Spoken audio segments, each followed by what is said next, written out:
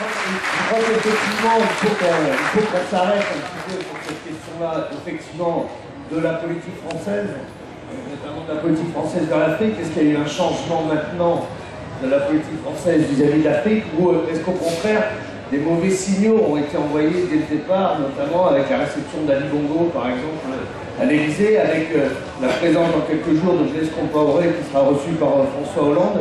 Et est-ce qu'aujourd'hui la France va changer d'attitude, va aider les peuples? Est-ce qu'il va y avoir un vrai comportement de gauche ou pas? Je crois que c'est la question à Aminata. Quelle est votre réflexion?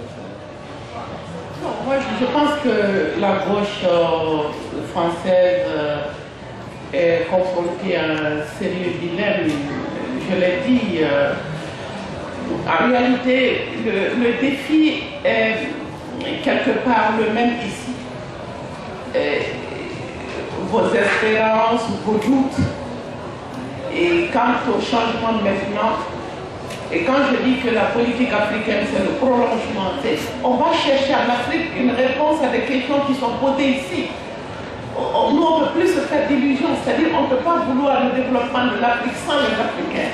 S'il y a tant d'ingérence, il y a de l'ingérence parce qu'il faut que nous on mette en œuvre des politiques qui servent d'abord les entreprises françaises. Quand j'ai entendu la première intervention de Hollande sur le Sahel, c'était pour dire, l'une des premières interventions, pourvu que nos intérêts, en tout cas l'uranium, les installations soient sauvegardées. Mais et nos vies à nous? Et nos vies à nous? Moi j'apprends dans le cadre, et je le disais à des amis avant de rentrer ici, on me dit qu'à Agadez, un ami en mission là-bas me dit que les villes minières, l'une des villes minières les plus pauvres, quand vous allez à Agadez, vous ne pouvez pas vous imaginer que l'uranium part de là. Et qu'est-ce qui se passe? Les jeunes disent, puisqu'on a l'uranium, nous n'avons pas l'argent, mais la pollution et la misère, nous allons nous battre au nord Mali. Il y a de l'argent à prendre là-bas. Ils viennent d'avoir 15 millions d'euros en guise de rançon, quand ils ont libéré les Espagnols et les Italiens.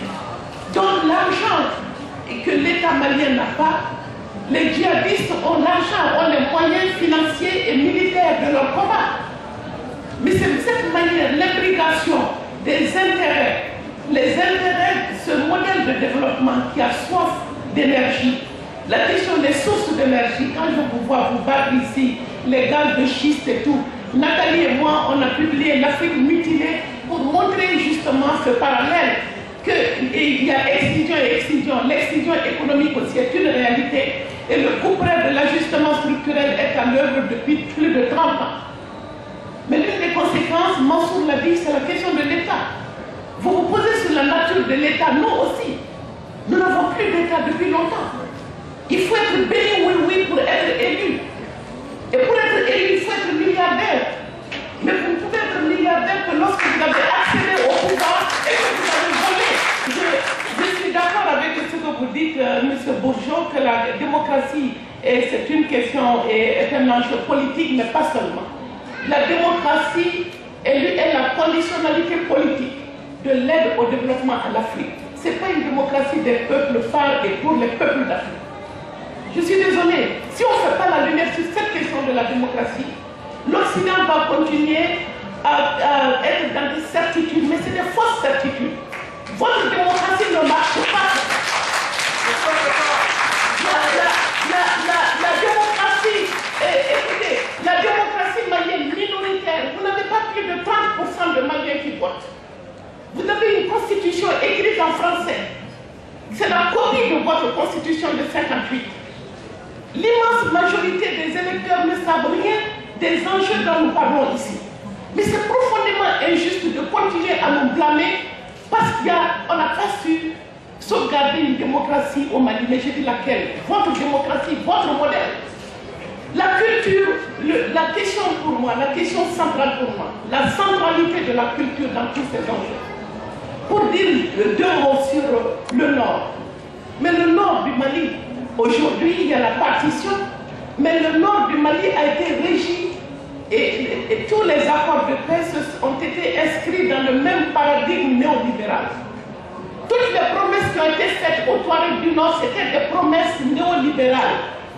Ces promesses se sont traduites par le financement d'infrastructures, la décentralisation, des solutions totalement foireuses qui n'ont pas marché au sud, qui ne pouvaient pas marcher au nord. Mais aujourd'hui, on a mis dans la tête des Touaregs que vous savez, le centre dirigé par ces corrompus, ça ne marche pas. S'il y a l'Azawad, peut-être qu'on fera mieux des affaires avec l'Azawad. Donc en réalité, on est tous piégés. On est piégés par un modèle économique qui ne marche pas ici, mais qui n'est pas questionné au nord, chez nous. Moi, je trouve que c'est une forme de discrimination qui consiste à dire que nous pouvons faire des miracles là où nos maîtres à penser sont dans l'impasse. Je donnerai la parole à notre camarade Magatian. Je crois que Mohamed Kadami, je ne sais pas pourquoi vous me dites que je rejette la démocratie, je suis beaucoup plus nuancé. Je suis en train de dire que nous sommes dans la logique de l'emprunt dans ce domaine aussi. Comme pour le développement, nous sommes dans la logique de l'emprunt. Et vous me dites, je voyage, je m'exprime, mais vous ne savez pas si j'ai la même latitude. Moi, je suis en train de rendre compte de mon vécu de femme malienne dans un pays qui a été présenté comme une démocratie exemplaire. Vous me permettrez au moins de rendre compte de mon vécu. Je ne suis pas en train de dire que la démocratie n'est pas une réalité. J'insiste sur le fait que chaque révolution se nourrit de la colère des peuples concernés.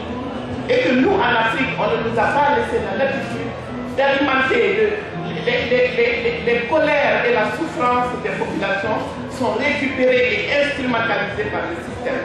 C'est ça qui se passe avec la révolution, le printemps arabe. Vite fait, bien fait. Dès qu'on a vu que la manière dont les choses se passaient en Tunisie et en Égypte, on a dit on va faire mieux et plus en Libye. Et avec les conséquences que l'on sait pour demain.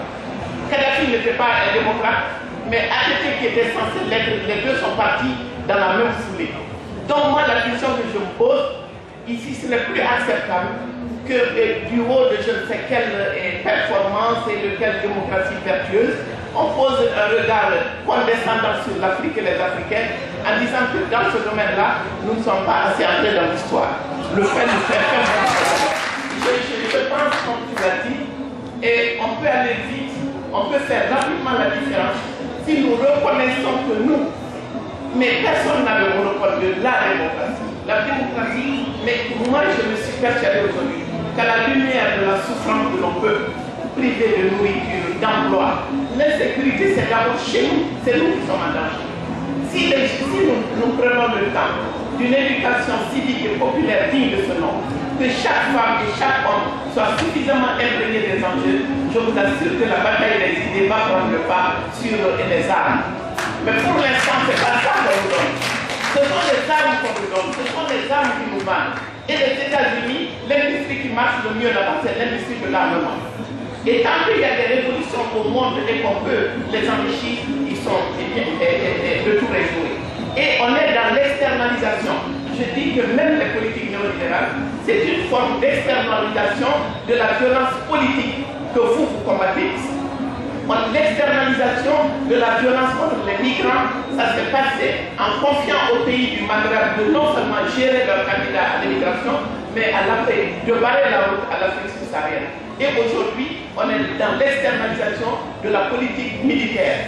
La militarisation de la mondialisation, comme un blanc ne doit pas mourir là où des Arabes et des Nègres tombent, et on va sous-traiter la violence avec nos armées. Et c'est ça qui est demandé à la CEDEAO.